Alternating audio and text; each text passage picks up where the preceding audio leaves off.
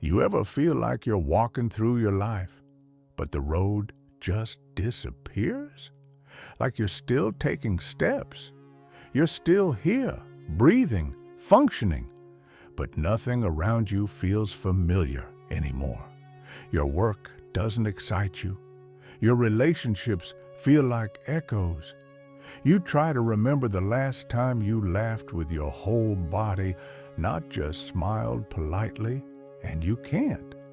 It's like you've drifted away from the shoreline of who you used to be, and now you're just floating somewhere in the middle. But what if, and hear me out, what if this place you're in isn't wrong? What if you're not lost? You're just between chapters. We live in a world that glorifies direction. People want to know your 5-year plan, your next move, your why. But no one talks about the space between endings and beginnings. No one teaches us how to be still, how to sit in the space where the old version of you no longer fits, but the new version hasn't arrived yet. And so we panic.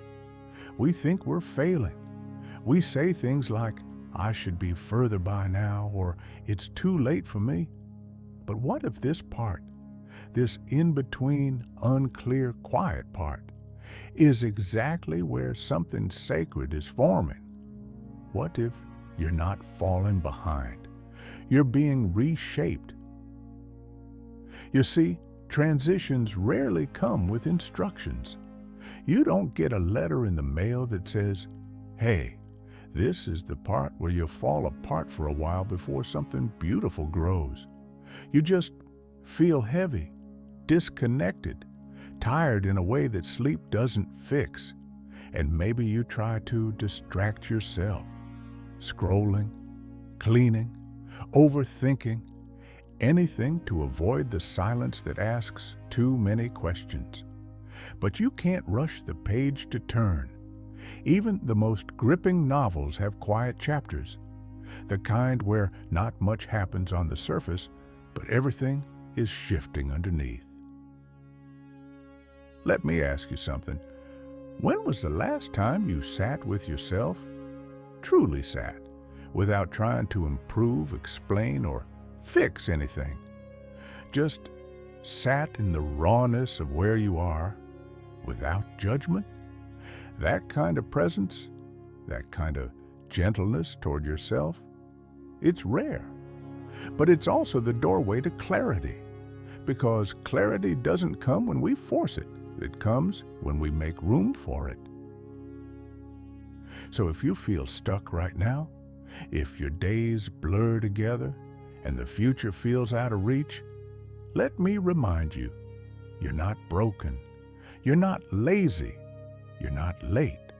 You're not too old. You're simply in the hallway between who you were and who you're becoming. And hallways aren't meant to be permanent, but they are meant to be walked slowly. I used to believe that stillness meant failure. If I wasn't building something, fixing something, climbing something, then I was wasting time. But now I know stillness is not the opposite of progress. It is progress, just in a different language. There are seasons for movement and seasons for molting, for shedding old beliefs, roles, expectations. The problem is we've been told that peace is suspicious, that silence means something's wrong, that slowing down is weakness. But what if it's the opposite? What if slowing down is the bravest thing you can do? If you're someone over 50, maybe you've looked around and wondered, is this it?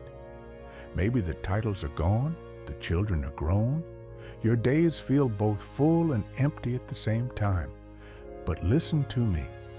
Your story isn't over. You are not just here to remember. You are here to rediscover. There's no expiration date on becoming.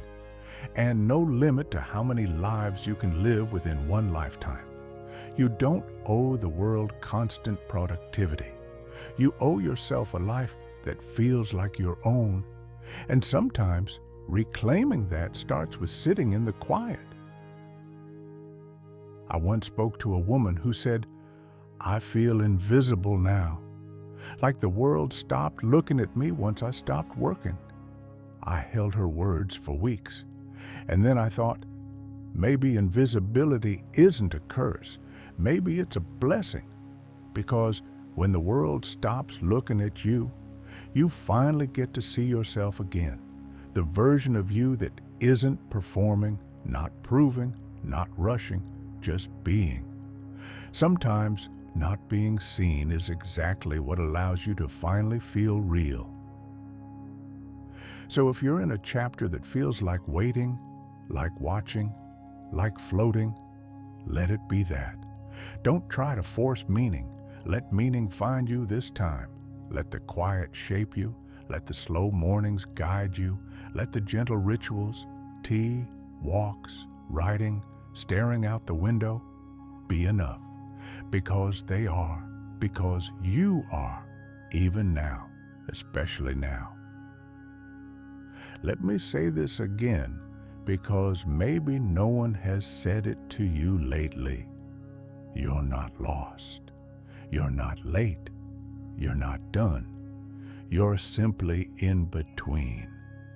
And the in between is holy ground.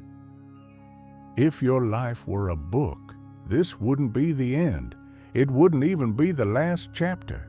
It would be the pause between pages, the deep breath before something new. And you don't have to know what's next. You just have to trust that something is next. You have survived things you thought would break you. You have rebuilt yourself out of ruins before, and now you're doing it again. Quieter this time, softer, but just as brave. So maybe instead of asking, "What's wrong with me?" we could start asking, "What is this moment trying to teach me?" Maybe the stillness isn't a problem, but an invitation to return, to recalibrate, to rest. Rest isn't quitting. Rest is sacred. You don't need to earn peace. You are allowed to just be. If you're watching this while walking, or cooking, or staring at the ceiling, wondering where the time has gone, I hope this feels like someone sitting beside you, not to give advice, not to tell you to hurry up, but just to remind you, you're not alone in the in-between. So many of us are here, quietly turning pages, waiting for the words that finally feel like us again. Tell me, what's one part of yourself you're starting to remember? What's something you've always wanted to try, but were waiting for the right time? What if this is it? Not the beginning, not the ending, but the sacred, silent middle, where you're not lost, just becoming. Thank you for letting me walk beside you today. If this spoke to you, share it with someone else who's also between chapters. And if you'd like, leave a comment. Let me know where you are in your story. We don't need to have it all figured out. We just need to keep turning the page.